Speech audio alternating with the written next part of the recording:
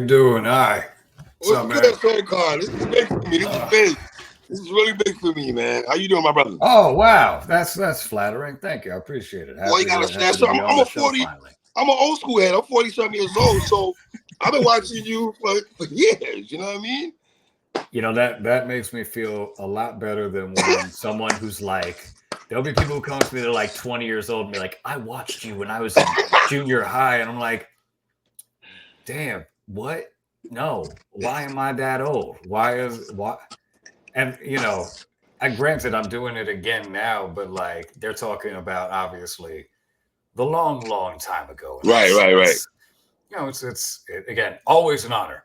Well, if anyone, and I encourage people, if you see me on the street, on the subway, out, as long as I don't look like I'm like miserable or something. Or even then, honestly, if I look miserable, come up to me if you want to, if you're a fan, and say what's up. Might make my day. You know, it's you know, don't be creepy. Once someone straight up recognized me on the train, and they were with their girlfriend, and they were like whispering each other, and I had like dozed off, and they like clearly were taking like pictures of me sleeping on the subway. And I'm like, come on. That's a little weird. It lulls me and also like, who doesn't doze off on the subway? I mean, maybe you shouldn't. Like these days, people kind of go nuts and you don't want to get caught slipping. So, but you know, right. Let me sleep in peace. Yes, what's up, man?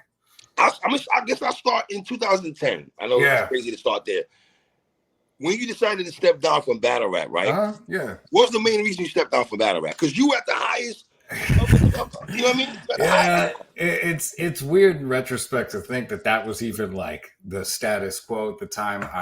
It seems kind of surreal, and I think I was definitely. There's a combination of factors. Foremost was that was a time when, you know, it was before like Sue Surf was making moves in music. This is before, you know, and I use him as a gay because clearly he's like kind of a standard bearer in terms of like breaking the cycle of battle rappers not being able to get on while still battle rapping. Like we're talking about Surf. Yeah, Surf. Yeah, he did it. So I want to give him his props. Right. You know, Free Surf like this. Surf, right. You know, and he really did it. So I respect the hell out of that. But back then, 2010, you know, I was, you know, granted, I was getting like booked for shows. I was getting recognized in New York for what I could do musically too. And I was like on like hip hop blogs that like normally wouldn't post any battle rappers music. But I was hitting a wall, and not the good type of wall to hit, like the career wall. And they basically were saying to me, the message I kind of got was, and without even them saying it outright sometimes. So some of them said it outright. People who were like from agents to talent bookers, people at labels, be like, yeah, like you're really good at music for a battle rap. I'm like, I know plenty of battle rappers that make great music. You know, many of my contemporaries at the time were dope at it and still are. It hasn't changed. Like, you know, fucking Marv One, you know, makes incredible, has always made incredible music since I've known, you know, so like, and he is and was battling. So like, there's always a living refutation of what they were saying, but they were still in that box where, you know, it's sort of like in their minds, getting a battle rapper to make music for you is like asking a house painter to do your portrait, you know, and that's something, you know, they both are skill sets and talents in their ways and have something to contribute, but they're different. And they just thought like, so they compartmentalize it. And even fans did it too, to an extent. Right. Like Absolutely, when absolutely. And I don't blame them for it because people are trained as media consumers to look at certain things as the right platforms and the right trusted authorities on things. And in their brain, and I relate to it, I would feel the same way. I would recognize it probably if I would probably do the same thing if I wasn't in this field. You know, the fans too are also kind of like, if it doesn't come from, you know, media that they trust on music, they won't fuck with it. Right. And battle rap was not what they trusted for music, and that's fine. That's fine. I'm not like there's no like they didn't battle rappers, they're supporting their music careers. But I still wanted to move forward. And, that was a big motivator. And I had like much bigger ambitions then, and life happened to change a lot of that. But at the time, I was just like really, just to move it all. I was like, I got to get out of this thing, especially if, and what was the other thing was happening at the same time was I wasn't really getting the matches that I wanted, and I wasn't necessarily going to for a while. And because this was a time when people hadn't already run out of matches. Like right now, people are kind of spoiled right now in a good way. I mean, everyone should be like, everyone should get to it. Philosophically, I think people should get the chance to enjoy as much good shit in life as possible. Great. It is very spoiled though to think about. At least I feel this way when I tune back into more battles. Like this happened, that happened, and then what? He battled him, she battled her. And then I realized, I stopped for a second. I was like, how is this all happening? I'm like, oh, they ran out of people. And if you're a big name battle rapper and you have to keep your prestige up and stuff, I can't imagine thinking like, well, I'm gonna go for these young guns that could actually, that are unknown quantities and take a chance on them and give them a look. And some bigger battle rappers do that, and I respect that. And that's not a bad thing. But then there's also like, if you want to stay relevant, you go for big names. Plain and simple. And you run out of big names. Only so many names that can be big at one time. And so I'm like, but then that wasn't the thing. It was still this dawn of a new era still. I was only for like, my big time was only like 2 years. 3 years maybe time. That was your prime, you think? Yeah, it was like 2. Well, I mean, that was when I was big, like big. Like when I was like when that was like Cortez that Fat Beats, and then yeah. And that's not to say I didn't have opponents who were either big then or went on to be big, but like at the time, I just was not. I wasn't getting, and I just figured like why, and it took time away from music. Like you have to know, like because back then I not only had the 9-to-5 job that I was doing, I was working at Fat Beats. I was doing music. I was making like with my group and by myself doing, in New York City when Brown Bag All Stars was like active, we do like 3 shows a week. We host a showcase every other week. Like we were doing a lot, and I was running myself into the ground. So like, and then when it said like, oh, well, battle time, it's like, fuck, where do I fit this in? A lot of the battles you saw from me from that era, I would write the day before because that's what I like. Because like a combination of ADHD and just like just the other pressures, but like straight up, I mean, there were battles that you saw me like, but people think like, oh, this is classic, this is incredible. So when you battle Madness, when did you write that? When you write the boss with Madness? I finished the Madness bars at the hotel the day before. Not to say I wasn't working on it already, but I definitely, and also because me and Dan on that 2-on-2, we were writing that in the hotel room the night before that. Like I was writing my 2-on-2 contribution to that tag team, me and him versus Fresco and Real Deal. I was putting that really together the when we were in Orlando for Grizzlemania. Like Madden, like Cortez bars, same shit. Almost every battle that I did. Unorthodox? Oh, Unorthodox, definitely. That was, and I was mostly like, that's when I still thought people were like freestyling and using pre-meds in a combination. I didn't know. And I was like, okay, I just got to come with a lot of stuff in my head. I'm gonna hold down. Cause philosophically, I was like, you can't write stuff down for a battle. And I was like, it was naive, and I just I wasn't socially as in the scene as I in the battle scene at least. Right. So I didn't know what people were doing in their process. And then Mosh Jelton, or maybe was it Knowledge Medina? They were both with him. I think it was Knowledge Medina, maybe, who said to me like, yeah, man, or phrases he'd worked real hard on this. He'd been, writing for what he brought real hard. And I was like, wait, writing? You said what? I like, because to me, I was thinking like, I was introduced to battling through the freestyle on stage on beat stuff, and those rounds, 30 seconds to a minute, I figured you could store enough stuff in your head for a minute that like, why would you write it down?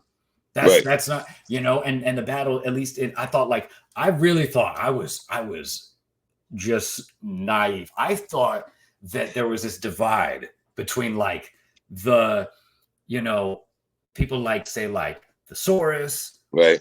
Even like Hollow. I'm looking forward to seeing the battle, but like there was folks like that.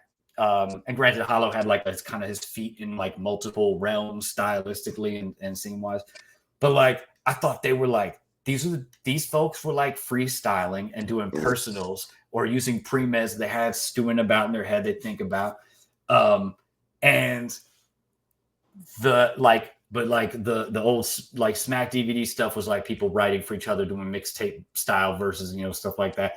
I didn't know, you know, and so like when I heard that Phrases had written his rounds real tough, you know, and he was amazing. I wish he would come. I wish Diz could get him back for on this card, right? On this it would be GTX phenomenal. Card, right? Even you know, his Phrases, like obviously certain content from that era for everyone doesn't hold the same, but like his energy and his like.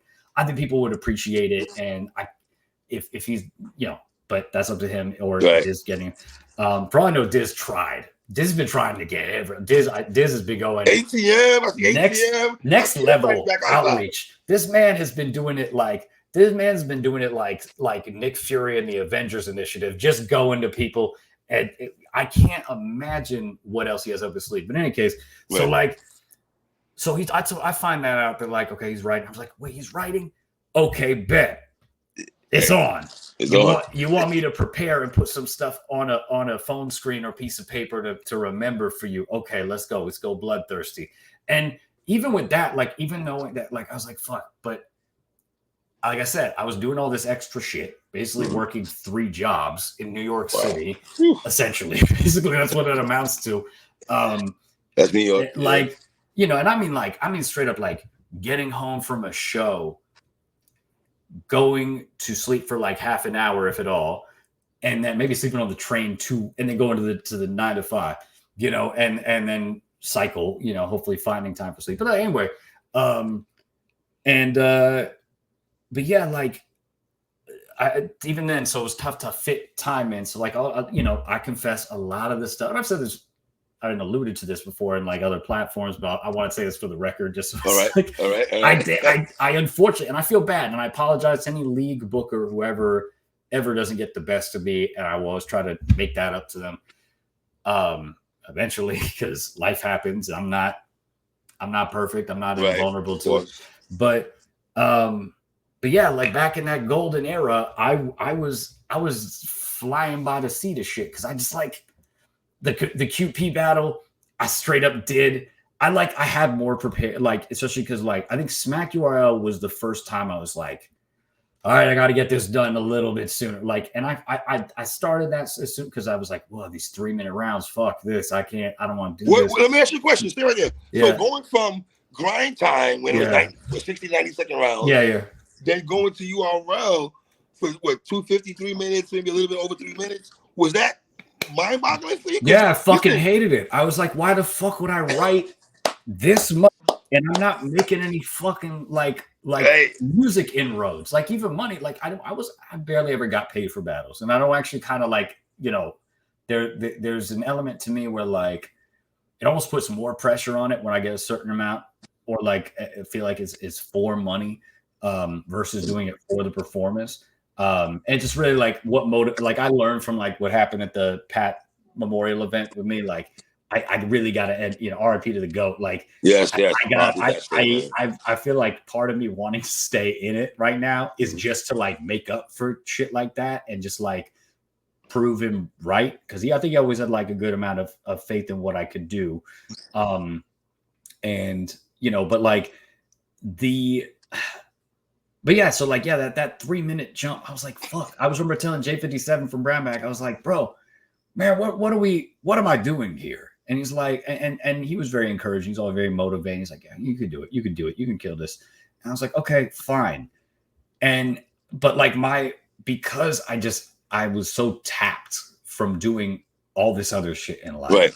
You know, that's why you know, people like knock like, oh man, SoCon was doing a lot of like 1-2 bar scheme, like wasn't like doing 4 like elongated schemes and buildups. Like It's like I'm hearing this from people who don't have real obligations or burdens in life, or live in a city where you can straight up where rent is $400 or whatever. I'm like, and good for them. Unfortunately, wages usually that means are lower. But like straight up, like we don't. I see. Yeah, I took what clearly what I knew it. I'm a rapper. I made music. I've made music for years. I know what structurally is more sophisticated and what is not. Right. And I made the calculated decision that in order to get this shit done, I'm gonna go 1 2 1 2 1 2. I'm gonna battle like that if I have to. In certain case, I prefer to have build up in like 4 bar schemes at least, but it's still. There's still a I don't even get to spend the time I want on music necessarily, or have like the energy, and so if I'm supposed to do that for this thing that I only can do once, and I've said this, I think this is something that people need to recognize and respect in the difference between battle rap and music, and by that I mean like people should respect the fuck out of battle rappers for doing this. People are putting so much time into something they can only do once. There's no reusing that material. There's no, I like when I was doing like, whenever I've done music, and like been on like a pretty good run or whatever, I get to, enjoy the fact that I can do material again and again in every city. As people expect, it's normal. You're doing songs. Songs are for repeated performance. I can't go to a venue and be like, how many of y'all want to hear SoCon versus QP? Like, that's not gonna. I mean, some people will love that. It's not gonna work. Yeah, no. They're like, so I could do I could still perform songs from So Like Khan probably until I'm like 50 years old. Wow. I can't. People will tell me like, I still listen to that album. Like, great. And they want to hear it live, and my new stuff too, and all that's great, and I can redo that over and over again. Right. Battle rappers battle rap versus you are investing something that has much more limited returns for you, and in every sense of the word, except for publicity. Right. And even then, it's kind of limited because you can only do so much over time and get so much out of a battle, especially because YouTube algorithms are so like the way they work that it goes with the wind, and you're not necessarily going to reap the benefits forever off that. I was super lucky that like Reddit caught on to my biggest Grindtime battle, and then the rest goes from there. Right. So like, yes, I did my thing, and I won't take away from myself or from from the bookers of the event for that, but it's still like, it's luck. There are plenty of brilliant people who labor away at something, and because just the levers of influence don't go their way, they do so in obscurity and in the shadows. The best rapper in the world is probably going to die without us knowing he exists or she exists. That's a problem. It sucks. It's not fair. It's it's a cruel fact. And that goes for kind of all art. Yeah. But yeah, so like I was like, I don't want to put so much into this shit if it doesn't come back, or I can't. But I just ate shit. I was like, I'm just gonna do it. So let me ask you a question, Con. How did you get introduced to Grindtime? Can you educate me? Oh, it's a beautiful story. So I have a friend named he's a rapper named Chaz Kangas. I don't know if you're Chaz Kangas. All right. Chaz Kangas. And if people are up on like freestyle battle stuff from like the aughts, especially in New York, like he ran this one. This is one freestyle battle. What was it called? I forget what it's called, but it was like I don't remember if it was bi-weekly or monthly. Anyway, it was at I think they did in the Lower East Side of Manhattan. It was actually hosted by Ill Spoken. I don't know if you remember Ill Spoken from World Rap That's an old school name for real. Ill Spoken. It was dope. It was great. Wow. I was shout out to Ill Spoken. Been a while since I talked to him, but yeah, and it was this freestyle battle that would have a live band that would cover beats. They do the beats that like you usually hear in a freestyle battle, but just instrumental covers of them. And Chaz Kangas was like the man at this shit, and I knew him from that originally. I saw him like online and stuff, but I also then saw him at Fat Beats a lot. He was friends with like my friends in Brown Bag, and like he'd come by the store, just chill for a long ass time, go hang out, and like, you know, just shoot the shit. I remember like hanging out with this dude like back in the day, going to Virgin Megastore was still open, and just killing time. Like he like was very supportive. He was very cool. I think he liked the fact that like I was another person who would actually freestyle and stuff, and yeah. So like he knew though that I wanted to potentially do more battles, because my first like real grown up established battle was on stage at the like I mean I've done battles in like other settings, like in other stages, but like one that was like serious, like on a real platform. It was actually a Scribble prelim, Scribble Jam preliminary in Michigan, because the New York one, for something got fucked up in the New York City one, or this timing was off or whatever. But I went to the Michigan one. I lost in the finals to this dude Subverse, who actually, there's the great battle with him and Thesaurus from back in the day you can see on YouTube. But this dude Subverse, who was nice off the top, real nice. He actually he had a Grindtime battle. He battled FLO. That was in that first Bay event. Yeah, like that Bay Area event, the same one where like Saurus Battle Madness, Reverse Live Battle Tantrum, like all that.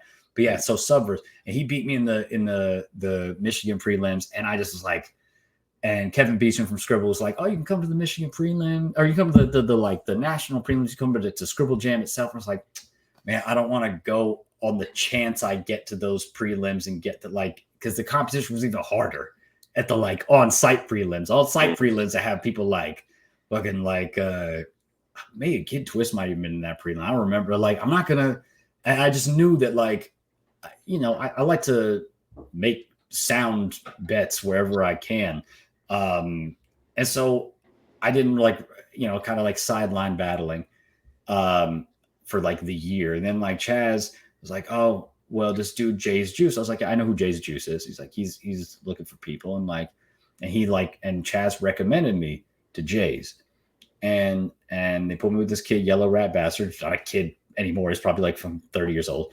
And like, or more than that. But like, and I went in, I watched a battle of his, like the one he had. I was like, okay, I can do this.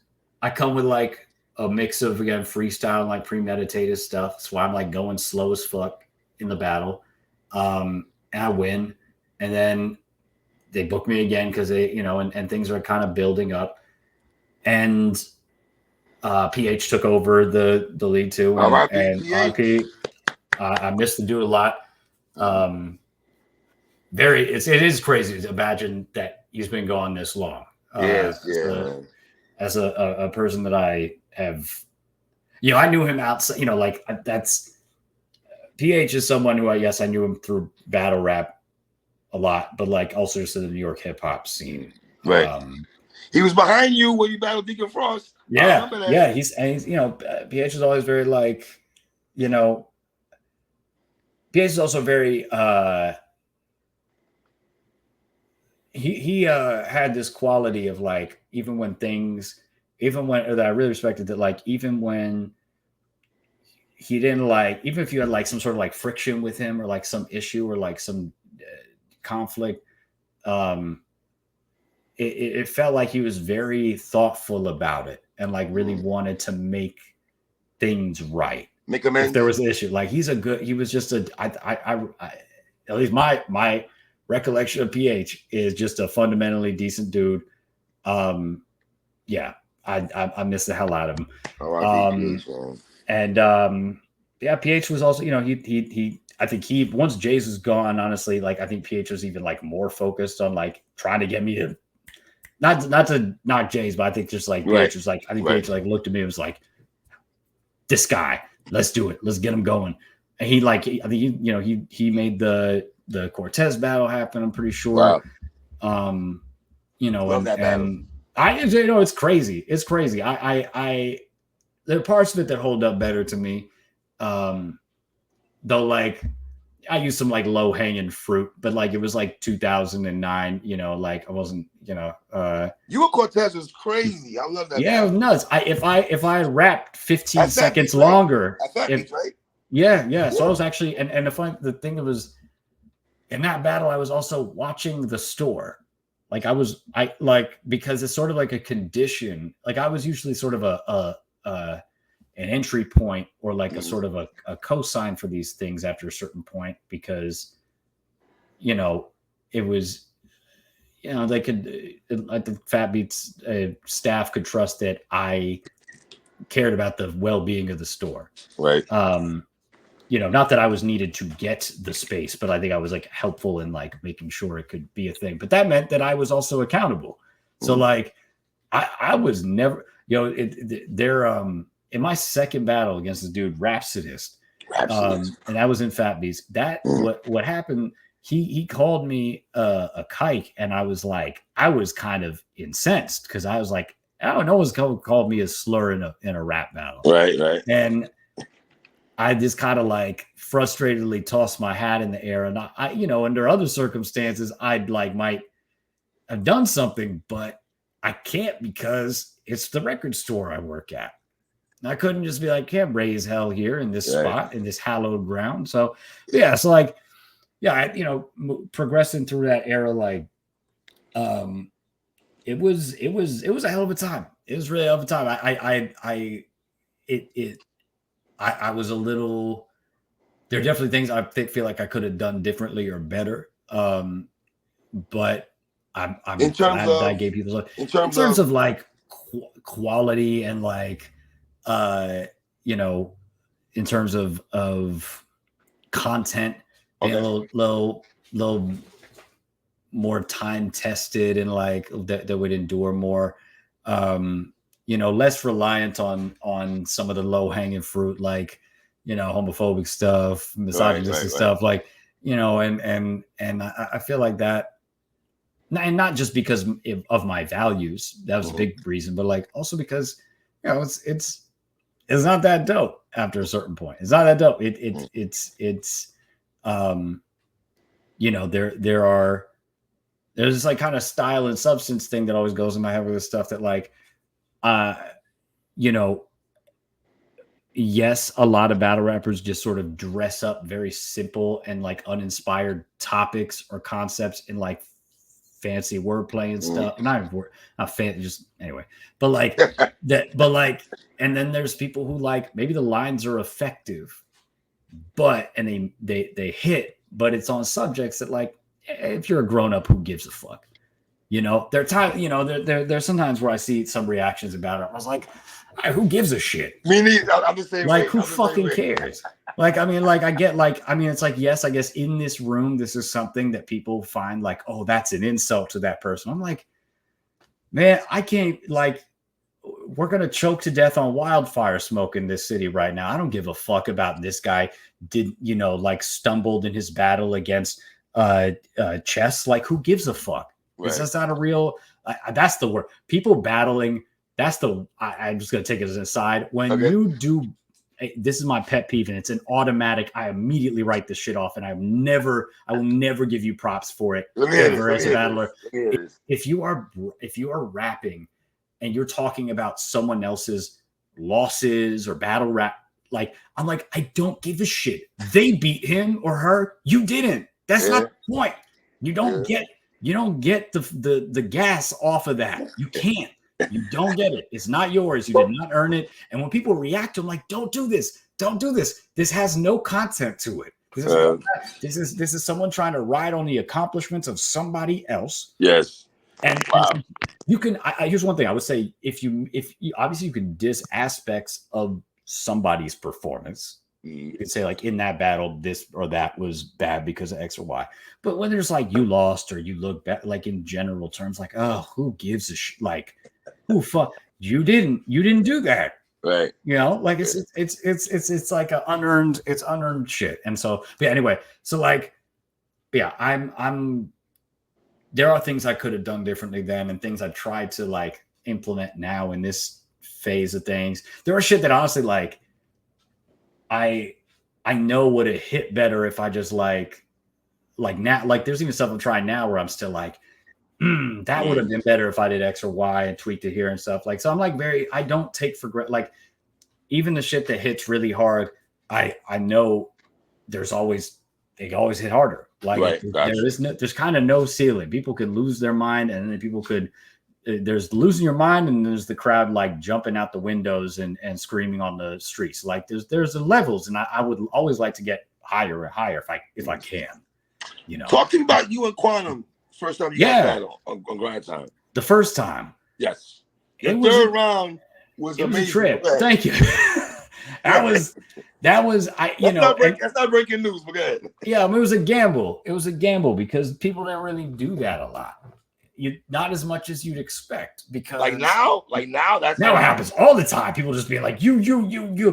I mean, and because they have the time. That's the thing. There's a time thing too, because like, why would you, when you can only rap for 60 to 90 seconds, you know, and these were 90-second rounds basically. I think. Yes. That's like, you know, that's time. That's time you're taking away from going at the person directly. But I figured like I would still get something out of it. I would still get mileage out of it because COD was the biggest at the time. And you was going through the Suns though. Yeah. You're coming after the Suns. And Fox was known, you know, Fox was like because as a league, as he ran a jungle, like he was known in the scene. So like, it wasn't like I was going at like nobodies, you know, and Heartless was like popping at the time. So it was worth the gamble of like taking the attention away from QP. And you know, and also it was like kind of like a message like, oh, look, you don't even get the whole of this time. This is for them. You're a means to an end. That's it. You know, and like, I'll admit, like I wasn't, you know, QP was not the battle that I was hoping for. Okay. For that. Yeah. Or even just, listen, like there were other battles like I was hoping for that, like, I think. Such as? I would love to know such as. I mean, like, you know. Did you want to diss early? Did you want to diss back then? I don't think I don't know if I did then. I just felt like it'd be unpleasant. I was just like, and shout out to this, obviously. It's like, you know, I respect we, you know, I just like was like, this is not gonna be as fun. And in retrospect, I think it actually could have been fun, and I could have killed it way better than I did it, like relative to things when I tried to. I made so many. I was in a weird headspace when I came back initially to Battle Diz, and he and I will talk about it, and he'll even say like, man, you could have done this, that, and I was like, I know, man, I know. But anyway, so like, was that Russ? Did you chalk that up to Russ not being there for 9-year layoff? You chalk it up to that? I would tell a couple things. There's I didn't talk to enough battlers. I didn't have a good. I didn't work. You didn't spot anybody. No, I never. And that's the thing. I never, like, even when people talk about sparring, like, I wouldn't even. I was so in my head when I was preparing for these battles. I wasn't even like, oh, let me hear your stuff too. I would say like, I'm sorry, this is gonna be a little one-sided. I need to memorize this because I wrote this. I finished the last bar on the train, and like people always be like, "Where's Solcon at the event?" And like I'd just be circling the block, rapping. Me and J57 walking around, and he'd be like, "Just there's the ear." But like, you know, I never wrote with anybody. I've never done that before. I've never gotten bars from people still to this day, and I just don't believe in it. And if people want to do that, that's on them. But like like with the diss thing, I was even more removed, and I just was kind of like, there was a part of me that thought like, oh yeah, I could do something really dope and kill it. I don't know if I could beat him in you know, by like most people's definition I could put on though. But I did too much, and not enough of it was right. Like, first of all, I should never I should have never said, "Oh, unlimited rounds." I should, or unlimited time. That was stupid. That was fucking stupid. That's that's advantage this, right? Well, yeah, of course, absolutely. I should have said, and I thought like, oh, whatever. I have so much more time. This was like right after like I'd just gotten separated and was like on the way to divorce. I was like, right. I was got all this latitude and time or whatever the fuck, and like, and in retrospect, I'm like, no, I don't fuck it. Like, I'm still an adult with adult obligations and responsibilities, and like, yeah, I'm not like I don't have kids and shit, but I had obligations to like my community, my family, and loved ones and friends, and the things I fight for. And I did put a lot of time into it in the lead up. I put too much time into thinking of the ideas for things and not the rhymes. Okay. The bars came kind of second. And I was like in this, and I was like, I was like running it by friends, a girlfriend, like just people who just don't know what the fuck they're talking about this stuff. No diss to them on that, but like it was my judgment failure. And I was just kind of in a void, like not where I should be, So when I came back for the A-War battle, I made sure that, I ran it by good people. For the frack battle, I barely ran it by anybody because I was in a rush and like having all sort like life was whooping my ass during the frack shit. I was whooping my ass during the diss shit, but life was whooping my ass just because like I was moving, I was fucking like going through it in like work shit, health shit, just like, and I've dealt with a lot of it, and I'd like to think a lot of my internal struggles have been at least temporarily handled, but like my worst enemy is myself. That can happen. A lot of us. That's it. Before, trust me. That's it. Honestly, yeah. I believe firmly that like in an ideal setting, I can come up with what I need to beat anybody. Wow. Okay. I can do that. Right. It's frustrating sometimes because like obviously that's not an excuse, and that doesn't help. That doesn't vindicate me from fucking up. Right. I just got to do better. But like I just it can get a little annoying sometimes, and someone's like, "Oh, you can't do it anymore. This proves it." Blah blah blah blah. I'm like, man, or even wilder things. People will come up with some half-baked ass conclusions like they'll be like, "Oh, ever since SoCon got woke and everything, that this is why his shit's trash." It's like, bro, there was nothing when I like there's nothing. Did that bother you? Did that bother you? Those kind of words? It's just because it's stupid. It's like it'd be one thing if it was accurate. Right. It's just I get more offended by people being wrong sometimes than I do. Actually, a lot of the time. That's just frustrating to see because I'm like, I don't have the time to correct everybody who's fucking wrong. Right. But I'd love, if I did, I would love to put them on the right path and help them understand how everything works that they don't understand, that I can help them learn. A lot of people, like we were just like the practice of writing bars. It is, and just how, and like battle rap in general, like I think there's for the longest time, I think some fans have like, who used to think the wrong way about this have kind of gotten their head right. But it felt like, at least for a long time, that people thought, and maybe a lot of people still do, that battle rapper X and battle rapper Y, like if they're both very skilled, somehow, like there's like some like way that can determine that.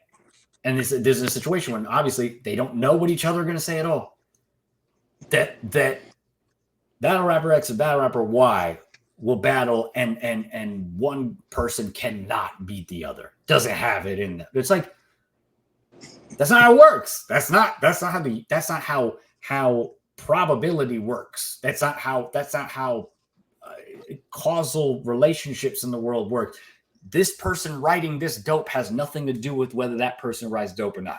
Right. Nothing at all. They are not related, except for the fact that maybe like someone being motivated more. Right. But even then, you can think of something that you think is great, your qualified sounding board and like panel of friends to help you can think is dope.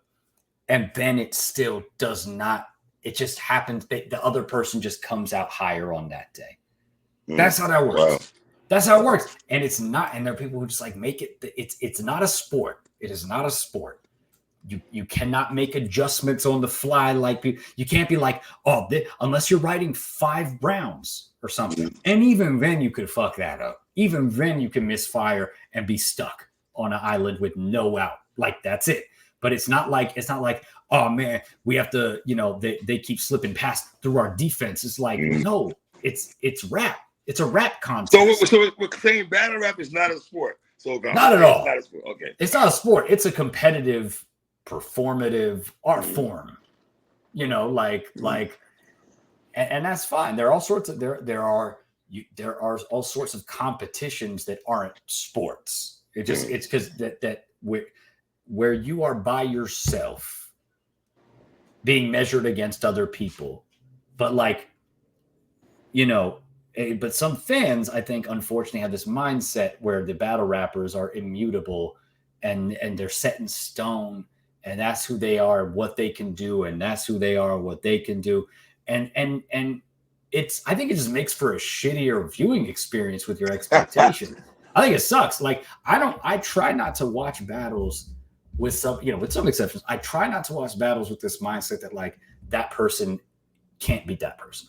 Doesn't do anything. Like what? Why even watch? Like because you already have the mindset. I got you. Yeah, unless I'm just a real big fan of one of them and just want to see that. Like that's fair. That's fair. But like that going through life, this certainty. I remember when everyone was like, "There's no way in hell that Soul Khan can compete with A-Ward. No way. Not 3-0 with no fight back." I'm like. And then people saw it. And I'm like, I fucking told you. Like, it's possible.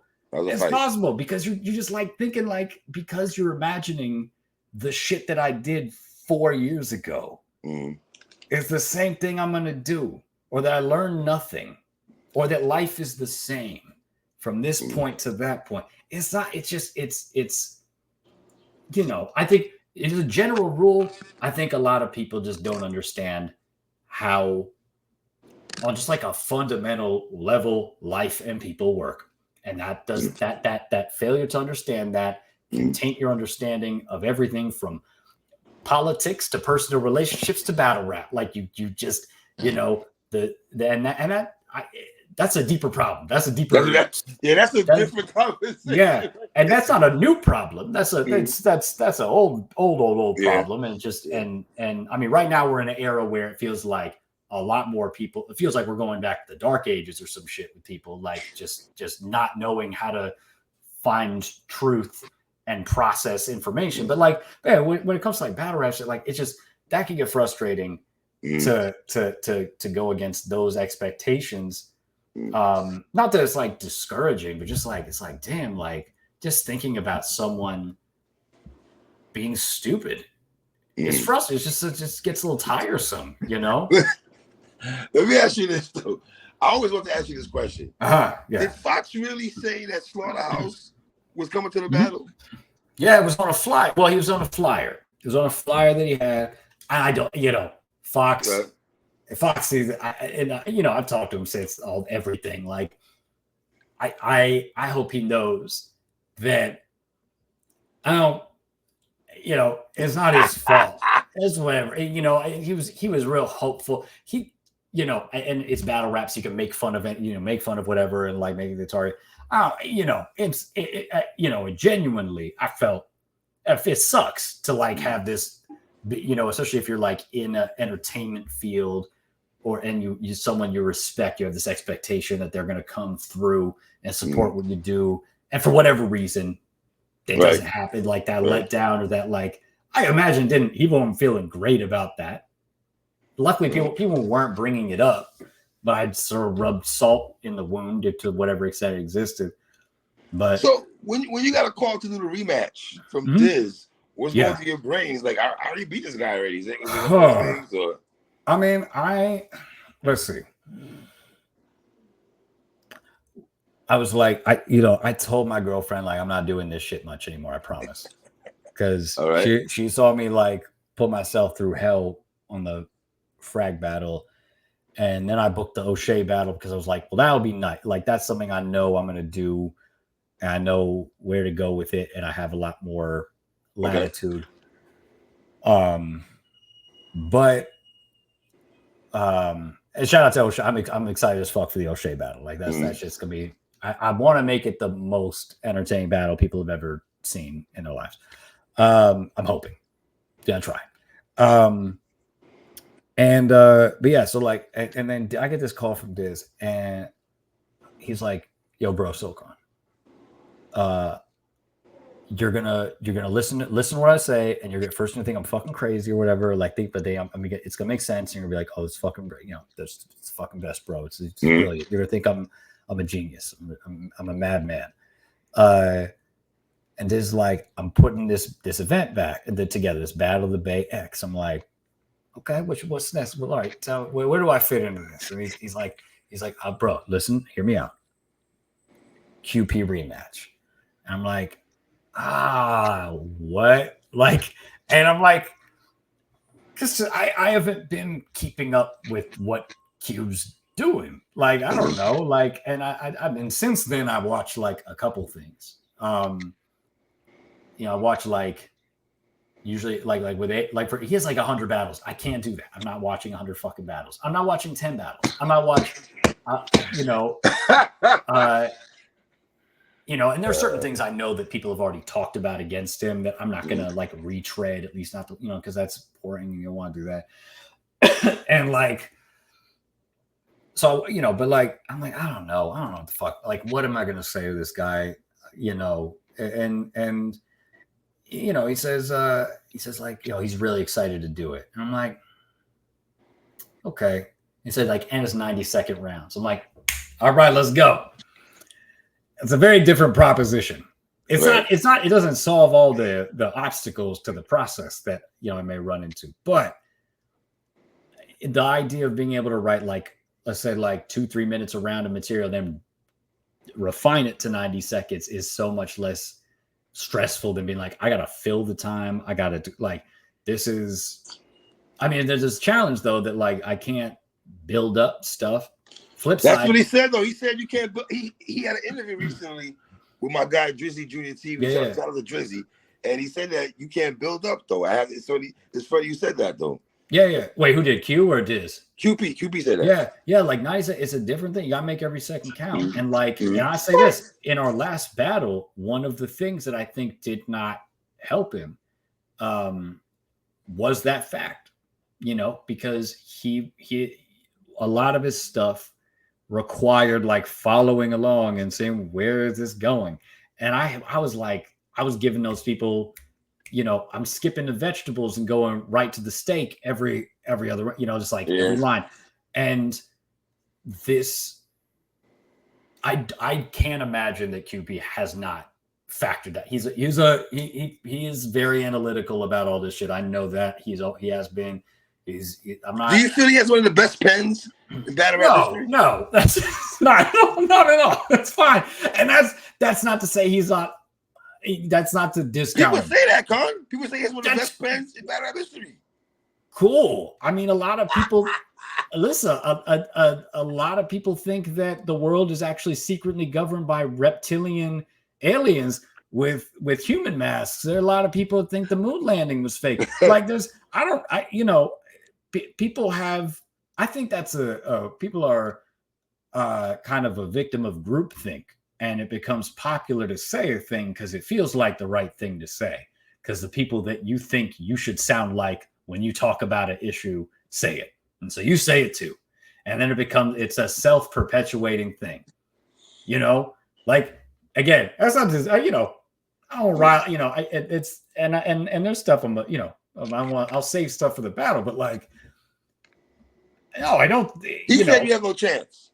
Sure. Okay. That's on him. That's his. I would never listen after what I went through with Frack with my shit talking and like, right. I mean, granted, that was probably because I was like trying to like gas myself up and psych him out at the same time. Cause I was like not coming up with the shit I should have. soon enough or refining or whatever. But like, I don't like, we're going to be in the same place where the first one happened. Wow. There's not a lot of there, or at least similar. And I don't know how much to what degree the space has changed. Right. People are there. Like I said, they're there for that. It's more likely they're for the steak than the vegetables. And I'm not saying that I'm not gonna rehash what I did. That's why. Like, that would not be helpful to me. It wouldn't be entertaining. It won't be worth Q's time. Like, the QP should. I've learned, at least, to not go into any. Like I said, there's nothing that one rapper does that influences what the other rapper does when they are both completely isolated in this creative process. There's nothing at all that. So you're not impressed how you put words together? How you just? I'm impressed by some of the raps that I heard from QP. Yeah, no. I mean, like, he has a thing that he does. What does that mean, Con? A thing that he does. I don't want to go. Well, listen, I don't want to go into too much. Okay, I got you. I respect. I got you. But like, it's not. At a certain point, there are other intangibles of the creative process that distinguish writers from each other. Okay. I think with respect to the style there that you're talking about, Chilla does it on the elevated level.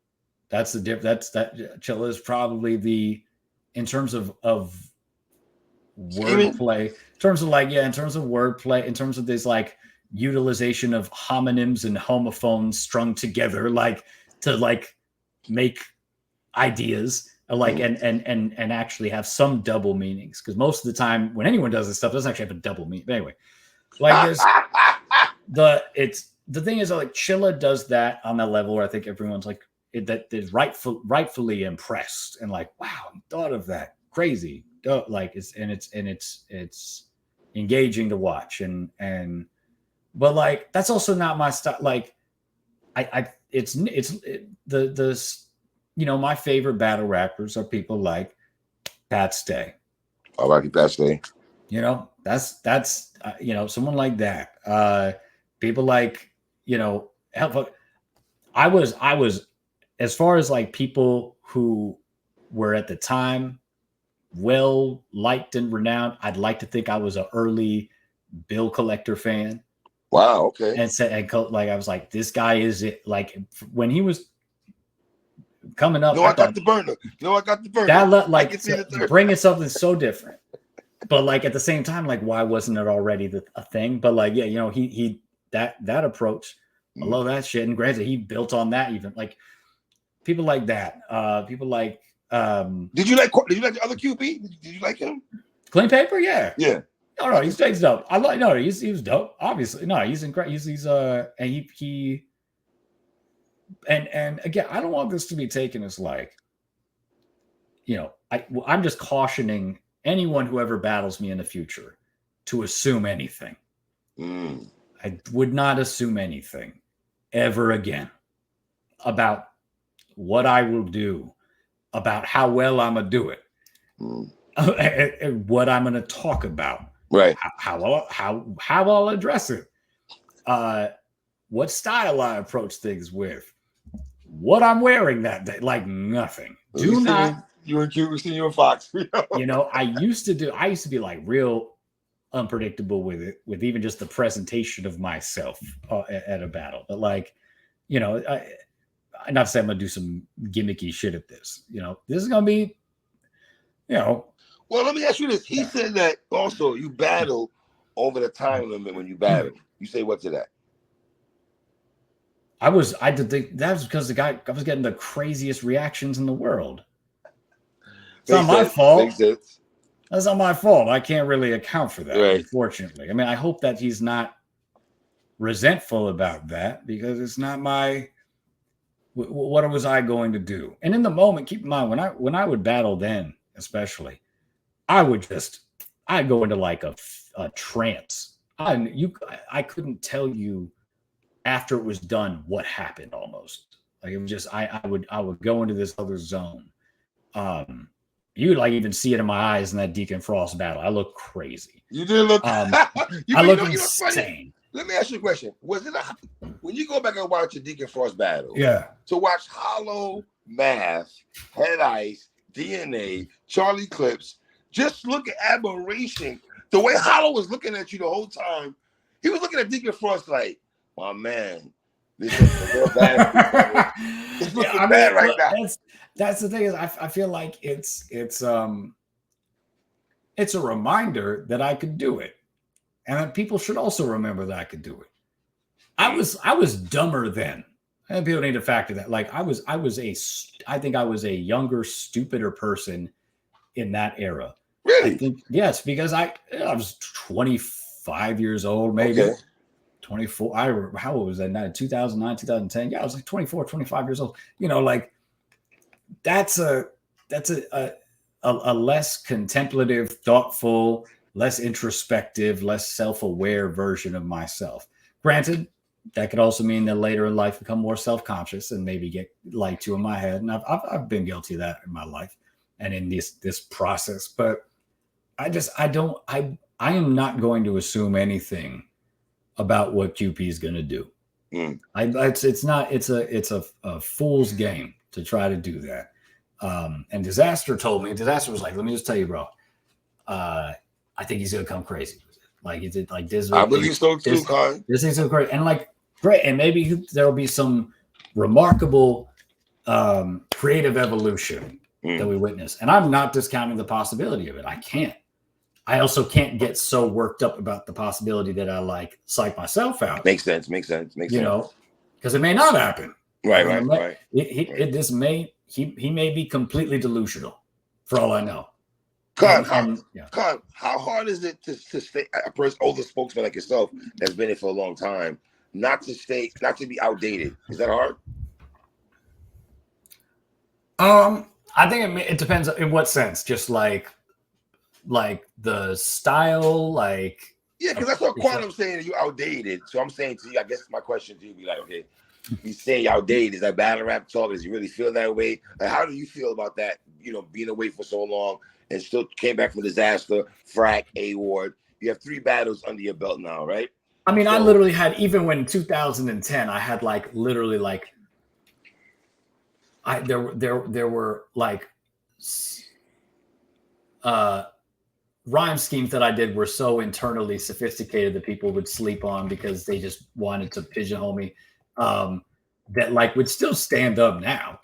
But like, I think people just want to revise history and be like, oh, it's just, he was just the guy that made gay jokes and fat jokes and stuff like that. And like, all right, cool. If you want to think that, that's on you. You can have a selected memory. You can revise history in your head. But that's not what it was. I did more than that and more than I think people want to give me credit for sometimes because it's in their interest too. And that's cool. That's fine. But you know, like, you know, in the A-War battle, like, dope battle. I thank you. I don't know if someone's to listen to that and say it's outdated. Nah, it's not outdated. You guys, it's a little goofy. It's a little goofy. I had that one, like I'm fucking like in the, even just the way that like the way I there, even just like early in the, what was it, round 1, I had that shit about it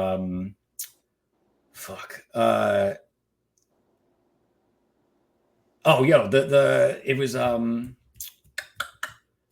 I'm a devil in the flesh, there ain't a chance of hella exercise, and you can send your god, any god, fuck it, sent Poseidon, sticking out your neck. Now watch his muscle, bone, and flesh divide. If I ain't in my bag, it's because his fucking head's inside it.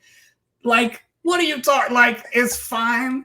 It's fine to say, listen, if people want to argue that it's not, they aren't the greatest bars they've ever heard in their life. Right. Well, it's your opinion. It's entitled to. I'm not going, you know, I can't impose that, but it's a little goofy to be like, that's outdated. It's not. It's just simply not. I will tell you, I think it's a little outdated to still be doing double entendres with one meaning. Wow. Okay. But like that's not. But that's a lot of this sport or field. It's not a sport, like I said. It's a lot of this field. A lot of this shit that people have still been doing. It's not that elevated or sophisticated or different or new. You know, I don't know. Like it's. I think that, like I said, people like to sort of get stuck in their conceptions of things. Like, right. This person can always beat this person. This person is like this, and this will be my notion of them forever. And some people are willfully doing that, and that's fine. That's okay. That's on them. Current, how do you feel about people coming at you with sexual preference bars, depression bars? Does that bother you? Or just take it? Yeah. I mean, I'm not gonna have people sign a release saying that they like some agreement that the stuff that is real in my life, right? They can't address it. That'd be silly. It's a battle. I would like fans to sort of separate in their head, just for the sake of their own lives and the way they move about in the world, to separate what's rap from what's real. Right? Yeah. Like, so like, for instance, like Diz in my battle. Diz destroyed me in that battle. Everything under, like, all the political stuff he said, all the sort of value stuff, it was wrong. And like, if we're actually having a discussion about it, it's wrong. I'll talk to him about it. It's wrong. This stuff, a lot of stuff A-Warrior Frack said to me, it's wrong. It's like factually wrong. It's like logically wrong based on verifiable reality. And what I, but that doesn't mean it's not admissible. It's I actually, I thought like, battle rap should be about either what you can prove is real or like make people think is real or perceive as real, but like it can be total bullshit. It can be total, and people run with it. Like DNA, his mom was like, I think she was just like, was like, had like some sort of like mobility issue and like was a wheelchair user, and people turned that into her being like developmentally just like all the shit. I'm like, and people ran with it just hard, and that type of shit. Like, and that's not there was this thing that people came up with this thing about me, this notion that like I thought I was above battle rap. It literally just is not a thing that I was not saying that. Never did. And I mean, shit, there were things that like, that Ward said, and Ward killed it. Ward had a phenomenal performance. With the Kobe Bryant? Well, no, and that rap, like, the thing is about that, like, the angle, it's funny because like it's like perfectly put together, and it's completely wrong about my character and what I think about things.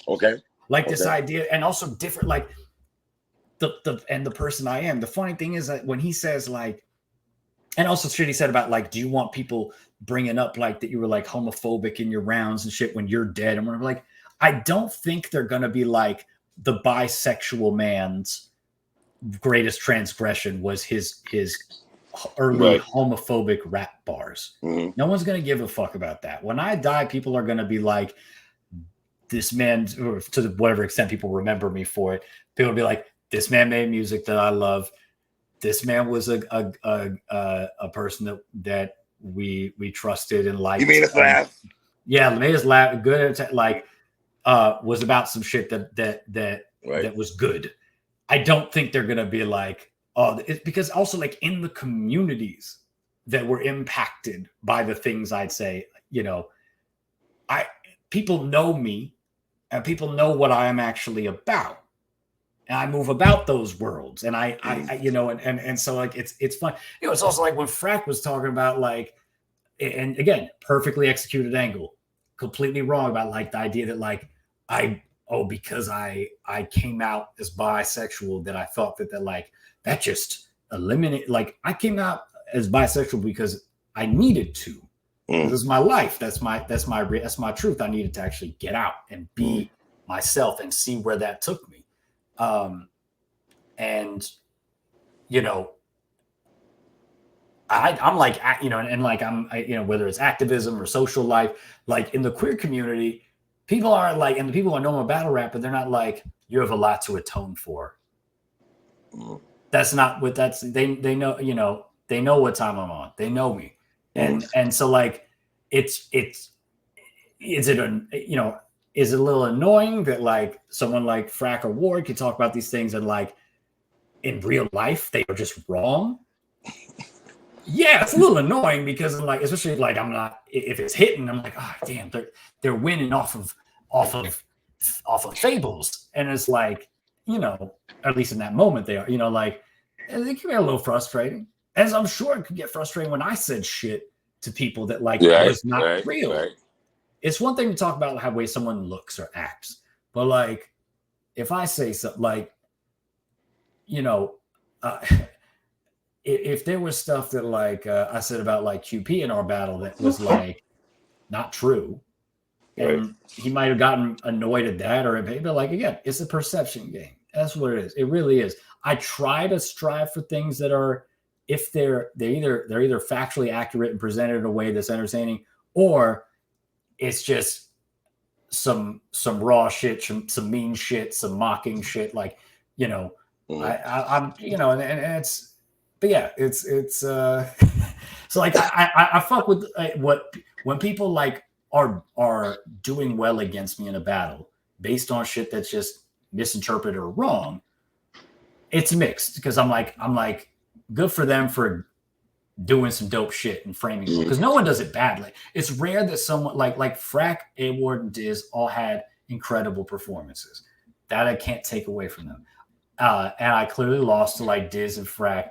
I think I was fucking. I mean, I was surprised that there were people saying I beat Ward. I don't know if I'm about all that, but like, and it may be a like, and so because there were things that I said. I had Ward, but I like a lot. But the thing is like, it depends on the content, you know, because like, I think there's what you privilege is also what you care about most in a battle makes you think about who the winner is, you know. So like with Ward, I think. In terms of polish and structure and everything, yes, I wasn't gonna, you know, I can't take that away from him. That's he had it on me right there. In terms of getting at something that no one really talked about in the way that has been talked about in certain angles, I think I kind of got that. Okay. Because, you know, it's yeah, people talk about the Christianity angle.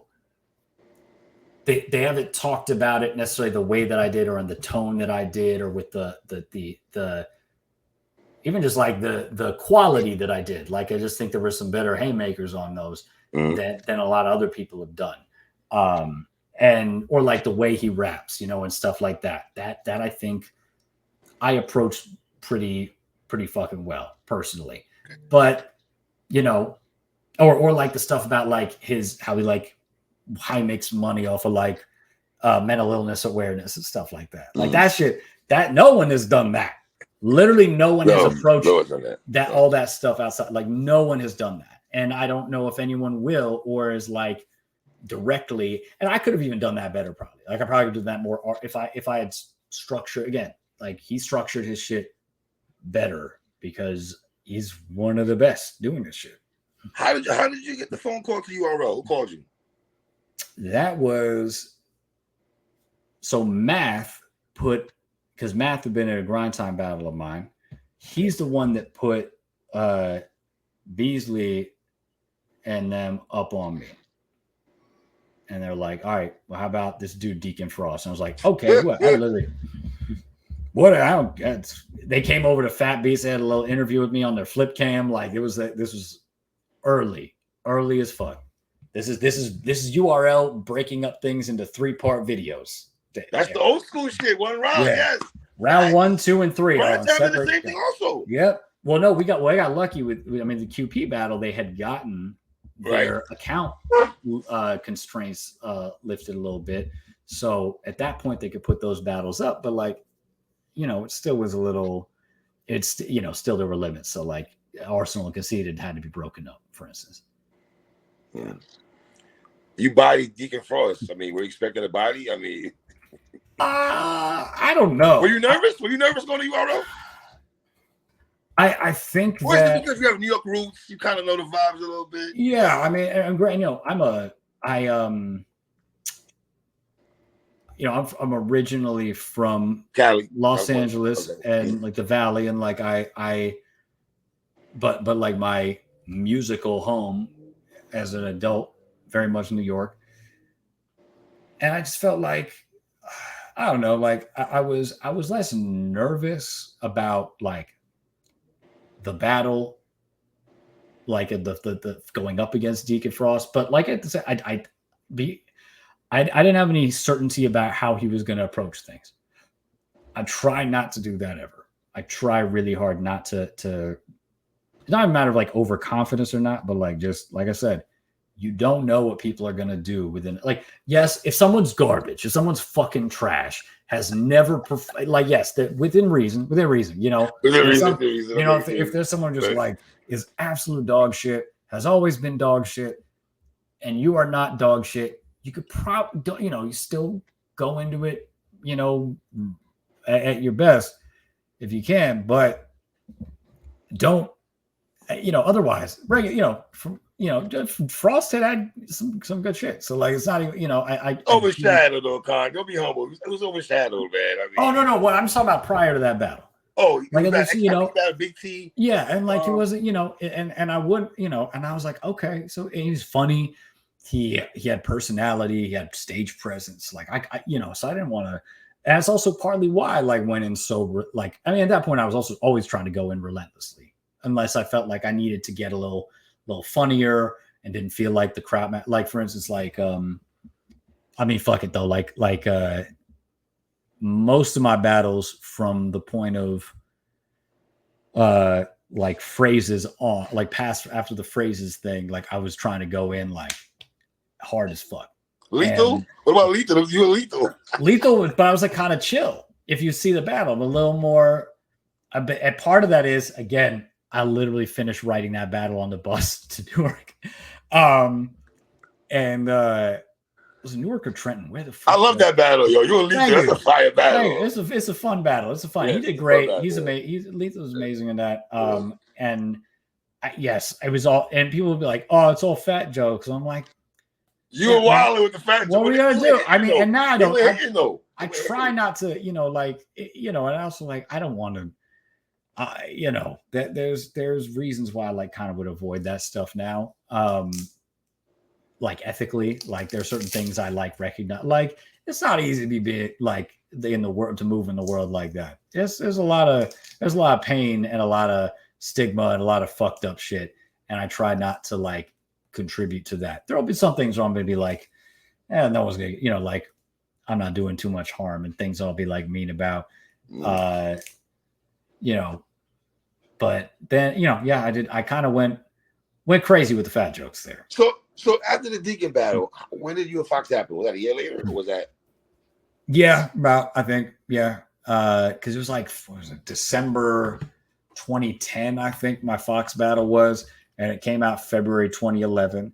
So how does it feel to be 6-0 on URL? You didn't lose a round. In my opinion, you lose a round on URL, respectfully. No. In the URL battles, it was. Yes, I can recognize that. Like I ran away with it. I was always curious about how I would do against something a little more even. Be honest. Was it part of you that felt like, you know what? Because let's be honest, there was always a Grindtime versus URL thing a little bit, right? Yeah, a little bit. Yeah, then there was. Yeah. Right. And I love both leagues, right? But was there a part of you that felt like, I was able to be some smack rappers though? Soundly. I think it more about the doing so in front of the crowd. Okay. The fact that the smack crowd, but it's also like then it was just like a New York crowd. So I don't really get. I was, maybe Smack said I'm welcome back at that Pat Stay event, but I was like, I don't know, may have to prove myself again to get that back, to make the invite real. Right. And I'd understand, because there's a lot of, they put a lot in these events and they don't want to, make a shaky bet. But yeah, I'd like, maybe a URL crowd in a different city, because they're not all the same. One thing I liked about you also, as a person that loves hip hop, also, you always incorporated hip hop bars in your battles, though, man. Oh, I always saluted you for that. Thank you. Because like personally, I know no one's obligated as a battle rapper to be a hip hop head, and a lot there are battle rap fans who don't listen to rap that much. Right. But I think that's not good. I'm with you. I think it's bad. It's genuinely, I'm with you on that. Also, from like a cultural ownership standpoint, like I feel like I can't. There's something fucking weird if you're like a white dude doing battle rap and making it seem like it's separate from a hip hop tradition, which is. I think you and Iron Solomon did one of the two white brothers that always. And he loves it. Because Solomon's a hip hop head, and like I'm not gonna. Mac also does that. Yeah, he's hip hop head. He's MC, and like I'm not gonna, hip hop is a black art form. Granted, many contributors to it.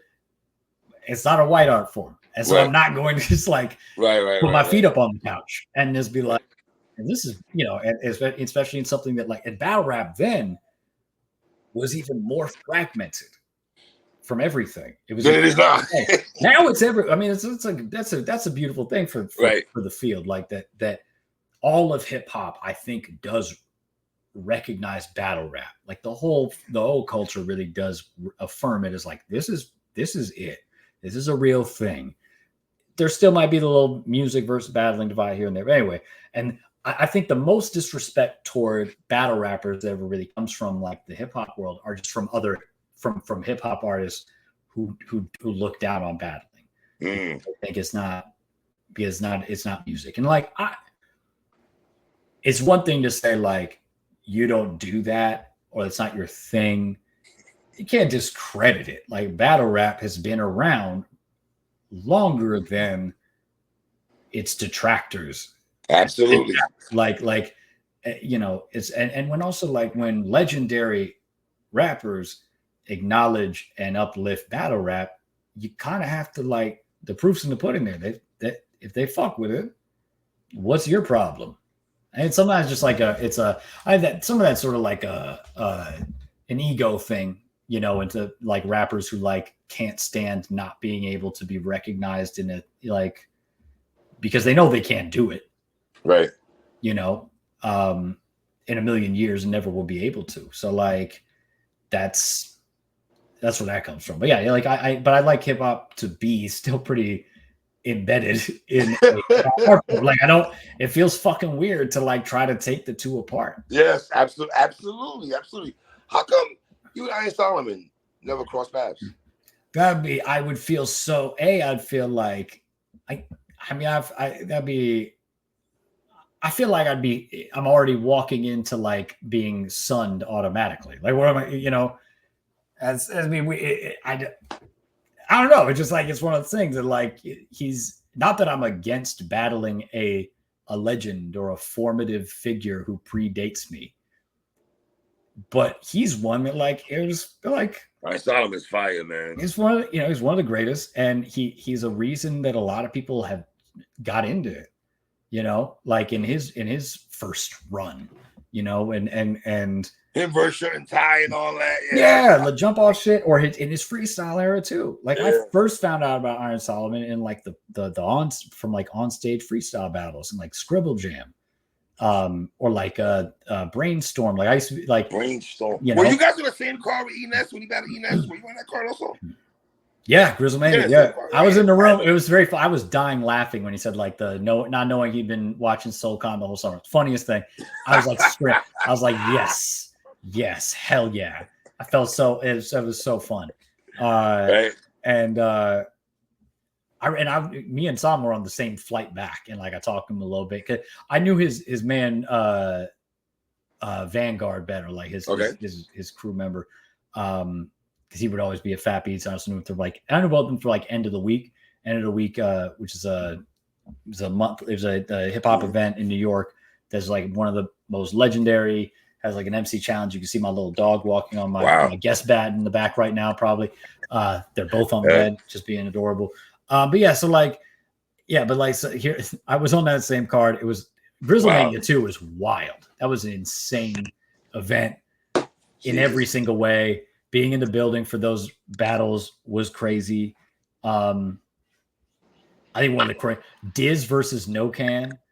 Wow, No Can being there, and those are two dudes that like when I was younger, like No Can was the guy, and still he is one of the great and one of the he's obviously a brilliant battle rapper, brilliant musician, absolutely brilliant musician, one of the smartest and one of the most talented rappers that I've ever known personally. And I first met him at Project Blowed ages ago. I think I might have been like visiting back home from college one time, and I like met him when he was in the customer service crew. I met Open Mike Eagle.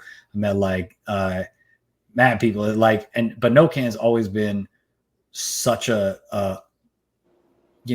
it's crazy because he is no one has ever been what he's been, done what he's done, and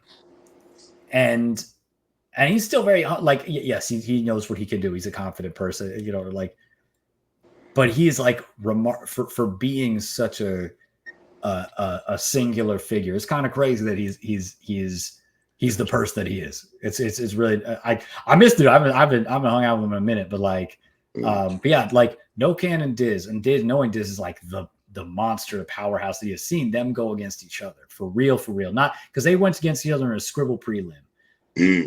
That was crazy. That was fucking nuts. But like that shit was another level. Okay, let me ask you a question. How much did Conceited duck you before he ducked you?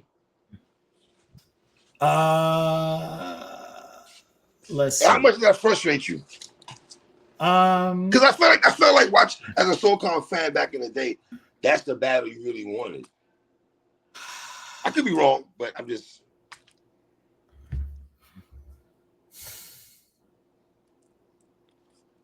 Because we felt like Conceited was ducking you. We got as fans, we did.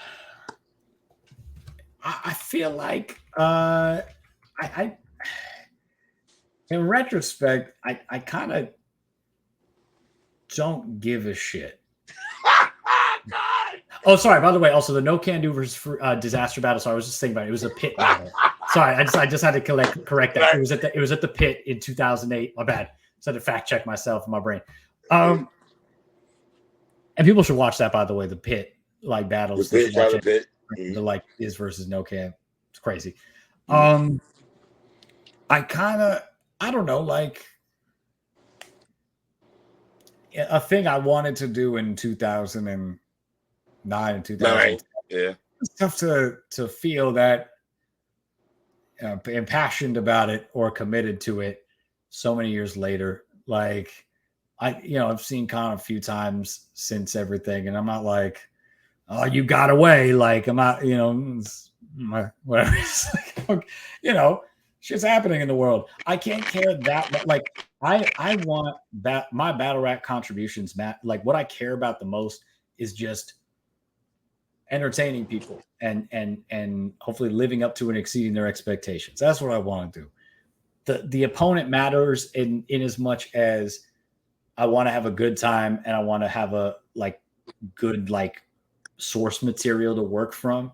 But like I don't, the next matches people may see from me, they're not necessarily gonna be like big names. There's people I like, they may be big on their platform, and there may be people I want to battle in that arena. But the people I respect, people I want to see, have a good battle out of it. But like, and even then, I wanted to battle Conceited partly because I was like, this guy is annoying the fuck out of me. Just seeing him on it was annoying. I was like, he was big. I was like, I just got to go to big person. And like all these other people are like not letting me battle him. You have a choice. Like I can't make people battle. Like unless you're that's one thing. That's the one thing in this field. Unless you're like, I don't know how like Smack URL works with like the contracts. If they have to battle X or Y person, I don't know how it goes on behind different the scenes strokes, now. different folks probably. Yeah, I can't. But like, I don't really care anymore. Right. I haven't cared for a while. A lot's happened in the world. A lot's happened in life. I try to put in perspective for people, like when they ask me about like my feelings on things in battle rap. It's like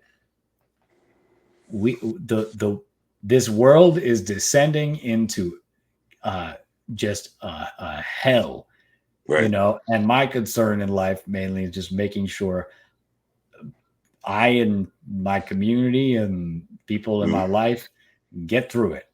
Right. Like I'm not even like, even that was a funny thing from the Frack battle. He said that he got one thing he got wrong. He said I was running for Congress. I was not running for Congress. I was running for this like little political party position. I thought I could do a little thing on the local level. It was just like, and the backlash from like cops and their supporters made it like not as safe because I didn't want I had cop supporters just straight up sending me like info about my family. I'm like, it's one thing for me to put myself at risk. I can't do that to other people. And like, also I couldn't, you have to like do field operations and send people like canvassing door to door. And like, I'm not going to, it's tough for me to ask somebody volunteering and be like, hey, do you want to knock on a door and give someone a flyer with my face on it and them wanting to like kill you?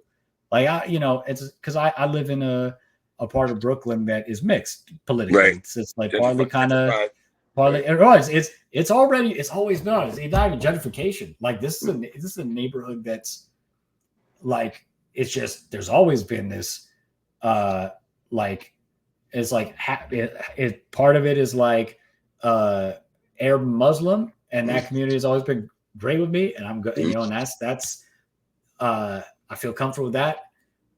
Then there's the like racist white people. And there's a lot of them. There was a Blue Lives Matter rally, like in the neighboring neighborhood that we had to like go up against. Like this is my neighborhood's where a lot of cops live, unfortunately, in New York. The ones that live in the city, like don't live in Staten Island or don't live in Long Island or Westchester. So like, yeah, that's why so me run. So like Frag got stuff wrong about stuff that I didn't like drop out because I just wasn't doing well. Like I stopped, but like anyway, so long story short, one thing I took away from that is like and also because I realized also that like even if I had won that race, the other people who were supposed to be on my side would not ride for the shit that I want to ride for. They wouldn't ride against like the cops the way they need to. They wouldn't, ride for like doing shit like ending like cutting political ties between our local and state government and like Israel and stuff like that. They won't ride for anything. So like I was like, I'm not gonna why fight an unwinnable battle when there's just a battle of like surviving the shit that people are going through and helping them survive that. And that's what I'm more concerned with now. Just like community safety, bonding with people in my community and in my life to like get ourselves ready for like every manner of fucking thing that's going to go wrong. Because like the climate crisis could kill us. Like just straight up a fascist police state could kill you. There's so many sources of like instability and evil that absolutely we don't have anyone on the inside to actually really fight against. And like and in the immediate term, the way to you have to get yourself ready. So someone's like, oh, how do you feel about this battle or that battle? I'm like, I don't know. Is it going to help anybody, like pay their bills or not be evicted in my neighborhood? Is it? No, I don't fucking care. Like real life issues. Yeah, I don't care. Like I can't care that much. I can love, like I can affirmatively love the art form. Like I do love battle rap, and I think it's but I can't get like mad about it, right, or hurt about it, or like care when something is not going the way I want it to. Like that I can't care about. Or like I can't even like I told you, like it annoys me when people say stupid shit online about battling and about me and battles and stuff. But I also like, it's also sad because they get so impassioned about it. They get like mad. They're like, I don't know why the fuck Soul Khan got booked, fucking blah blah blah blah. I'm like, fam, you could just close the window. Like literally, it's right there. It's a little X. It's a little X on the tab. Click it. Swipe your phone up. Close the window. That's all you gotta do. What the fuck? Like your time is not that precious. Right. You know, like my time is. Right. My time is that I personally feel like it's precious enough that like I'm not going to spend it getting that worked up over some battle shit. I have like the most beautiful woman in the world that I need to spend time with. I got like my adorable dogs. I got my family. Like why would I let that go by while and you're like, wow, I can't believe that they didn't have a full third round. Who gives a shit? Come on. God. Let me ask you one last question. Press for time here. 2-on-2s. You did a lot of 2-on-2s, right? Yeah. Did you enjoy those at all? It depends. I like it's. You and DNA gets rolled and that was such a weird experience. That was the weirdest shit ever. I'm not gonna front. I love D. Yeah, does that? You know what? I don't have to pause saying I love D because people know that I can enjoy the full spectrum. But in any case, the like DNA battle, like DNA is such a he's amazing. DNA is like that's my guy. And he's I haven't talked to him a little bit, but like for real, but like I know it. Like I love that dude's heart and his passion, and you know that he always puts on so hard. He gives a shit. I admire, and I admire. I remember seeing him like battle like when he first started. I remember first seeing his battles and being some of them I was there for like the first one, some I wasn't. And seeing like the look in his eye, this dude was like this. He was a kid at the 17, 18, right? It was like he was a kid. He was an actual kid, and seeing it that intensity and that like seeing how much he wanted to really do something for the crowd and make an impression, and like that's just man, that shit still sticks with me. Like that was a beautiful thing to see come together, see him come up. But it was like weird because he was so young, and like now he wasn't like childish. He was a mature. I think it's because of life he's had to grow up a bit. Mm-hmm. Had to grow up kind of quickly a little bit. But I remember he and I we like come up with a bunch of stuff separately, and then we're gonna come together. And I remember we came together to Wendy's like in the Union Square area, it's a little bit a few like avenue over maybe, and he had this girl with him, and I don't know if they were like dating or a friend, like whatever, and like I just like is he like trying to impress her or whatever, like, and I'm not like it's just fun. It was sweet, it was cute. He was, and again, like no shade to him whatsoever. He was literally a teenager. He shouldn't be embarrassed or shade. It was just funny that like, and I think it really emphasized for me like, oh, I'm like, I think at the time I was like 24 years old. There's a difference. Like that difference is different. And like, so we were preparing, but like, it was just it was a little weird because he had this other person there. And like, we like went back and forth with our ideas and we like refined things a little bit, like tweaking things to make it flow a little better.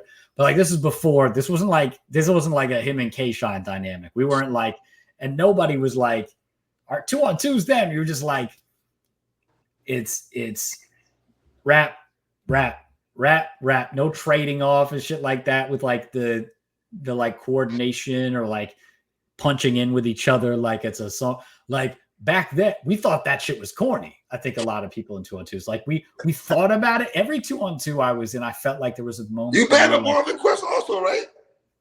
They did it right. And that's the thing. Like, did we battle Marvin Quest or K-Shot? Me and Dirtbag Dan battled Marvin Quest. Just got 8 because like we were like We didn't know how serious they were going to take it. We thought they might just be funny or something. And the intensity they came with was crazy. And also I was more focused on the QP battle. And so like, yes, I had my funny lines, like I my licks in whatever. And people thought it was funny. But I know it. Like, I know Marv. I know Quest. I knew like to some extent it was going to be a handful, but then I didn't know really what like I like, Marv was like, you thought this would be a joke. I was like, you're right. Like man, I fucked up, like I screwed up. And like that was, but like these 2-on-2s were fun. It's just like it sucked when it was another thing to do on top of another battle. Stressful. It's funny actually. Dirtbag Dan and me against Real Deal and Fresco. Okay. That battle was like a turning point for me morally. It's like, because I hadn't really been going with like the gay jokes or things like that so much. I'd like done like fat jokes. I'd done some like cultural jokes and stuff that would fly then and probably would not fly now. Don't need to fly, and then it's fine if they don't. That's and it's fine, and I would like, but then there was this turning point because I was like, I hadn't written everything, and I was gonna do things about Fresno, like I was do soft, whatever. It was like I had not used the F slur yet for anybody. I think in a bat, I don't think I had yet, not like that. And I was like, I don't know, man. I got like, and because Liz, I was still closeted deep, like I had come to terms with it, but I kind of thought that like it was not going to be a part of my life. And my whole like progression, like I went from like realizing I was bi like when I was 14 and then being like, but being like, no, it can't be a thing. That can't be my life. No. And like suppressing it, whatever. And then like I got to adulthood. I was like, you know what? It's okay, but I'm not going to act on it. And I can't do that. Like, and then when I got married the first time, I was like, well, it doesn't even matter anyway. Cause I'm married to this woman. It's like, who gets, like in any case, but like I was, presenting to the world fully just as straight, but people knew me that I was like, I wasn't homophobic. Right. People knew that. People knew that like I was supportive of the LGBT community even before I was like openly a part of it. And so I was like, yo, man, Dan, I don't know. I don't know if I should say this. It's funny to me. It would get reaction, all this shit. But like, and Dan was like the devil on my shoulder. He's like, nah, man. You're just gonna be, it's gonna be, man. No, man. I'm telling you, bro. I'm telling you, man. Your dirtbag Dan impersonation is crazy. Telling you, man, it's people. I know what you're saying. I know they're not gonna think. And like, to an extent, he was right. I think most people understood that I wasn't a hateful person, and including people in my life, and they understood that. What I think that the reason that I do look at that with regret is because I can't talk to every fan and contextualize it. Got you. And there are definitely points where like I'll see someone, like I even get curious about it. Like I see fans say like back before like I even came back, but just like in that period where I was away, I see people like commenting on things that like where they were like quoting my like positive, like approvingly quoting like more homophobic material. I'd be like, well, what does this person think in real life? And if I click in their videos and stuff and their playlists and what they favorite on YouTube, and I see a bunch of like hateful right-wing shit, then I'm like, oh fuck, I helped, and I don't want to do that. I don't want to reinforce this for anybody, and that's. But I think that's what one should feel. Like that's one thing in battles like that. I even asked this on Twitter at one point because like with after the frat battle, I was like, yo, do people not want me to be a better person? Like that's the thing. Like, is that an angle? Like, the criticism is like, and Frack helps sort of like, and then the source like reply. People like talk about like it's just an angle. Like Frack knows me. Frack knows me. Frack said he wanted to rock with you heavy though. Yeah, Frack knows me. And Frack knows me as a person. Like he knows what I actually stand for, and he knows that like. And he said, like, no, it's just an angle. Like, it's all he says, and he said it's always going to be an angle as long, like I said, it's a perception game. As long as you can sell it and make people think that it's a weakness. That, like I am experienced regret about things I did in the past. I'm trying to do better. Then you can sell it, and it hits. So I personally won't ever. I feel like I can't actually do that. I feel like I can't unless it's like a certain angle. Like there may be angles I could use, but like I feel like if someone I'm battling legit becomes a better person in some way, I kind of want to just let them rock. And like, be like, good for you. Good for you. I might like use the sort of things around that, but like the act of doing so, of being like, I recognize this was bad or not as healthy, and now I do things different. Okay. Cool. Like Fred, I'm not gonna go up there and be like, oh, QP is a cokehead. He's not a cokehead. Right. I'm not gonna do that. I'm not gonna just like, so like you can, if you, I don't know if that's letting out too much intel for Quentin, but like I'm not gonna do that. Why would I do that? I know for a fact that's just not his life. Okay. So like, whereas other people have said it and may even continue to say, I'm not gonna say it. I'm not gonna be. I'm not. I know. I've like. I've caught up a little bit on things about him.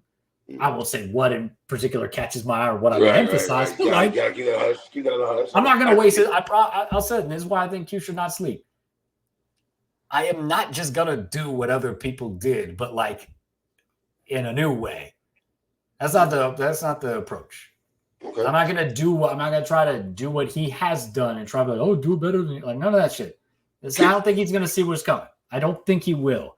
I hope he does. I hope it's more entertaining because I know he's actually I don't know if he's that much of a fan of what I've ever done or do. From what I've seen, he doesn't actually fuck with it that much.